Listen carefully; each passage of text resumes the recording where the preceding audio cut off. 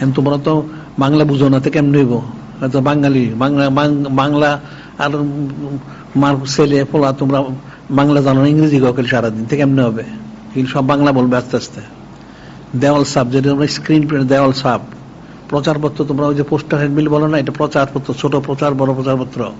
আর ওই পতাকা জান আমরা যেটা বলি, ওই তোমরা যেটাকে ব্যানার বলো, এটা প্রচার পতাকা। আর তোরণ, তোরণ হলে যে তোমরা গেট বানাও, যেটা তোরণ। কাজে বাংলা শিখো আস্তে আস্তে বাঙালিরা। তোমরা ওই যে ইংরেজগুলিতে গেলো গা, বলে গেছিলে তাদের আর্দালি রেখে দেবো, তোমরা তার আর্দালি হয়ে গেছে, নাউজুবিল্লাহ। অথচ তারা এই খ্রিস্টানগুলি আমাদের আর্দালি আছিল। কিন্তু আস্তে আস্তে এই সমস্ত ইংরেজি শব্দ বাদ দিয়ে দাও, বাংলা শব্দ ব্যবহার করো। কাফেররা দেখো, এই যে কাফের এই গত রমজান শরীফে এই মুশরিকের দেশে এরা কিন্তু এই সমস্ত এলাকায় হালিম খায়। হালিম, হালিম খাও না তোমরা? এরা হালিম খায়।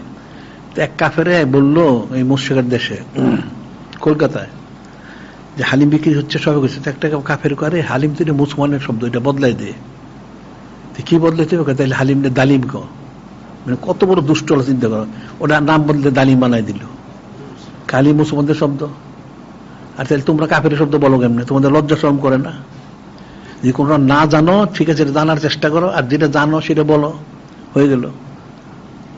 মানুষ তো অজানা থাকতে পারে, আস্তে আস্তে জানতে। এই জন্য বলছিলাম যে আমরা এগুলি শব্দগুলি অনুবাদ করে, এটা আমরা বলছিলাম যে রেসালা বের করে পরে একটা লোগাত, লোগাত অর্থ বুঝো, অভিধান, অভিধান করতে হবে। যেটা তোমরা ইংরেজি তোমরা ডিকশনারি বুঝো খুব ভালো করে, হ্যাঁ, অভিধান বুঝো না, অভিধান অথবা লোগাত, আরবিতে লোগাত বলে। তাইলে ওটা বের হলে ওটা থাকলে বুঝতে সুবিধা হইব।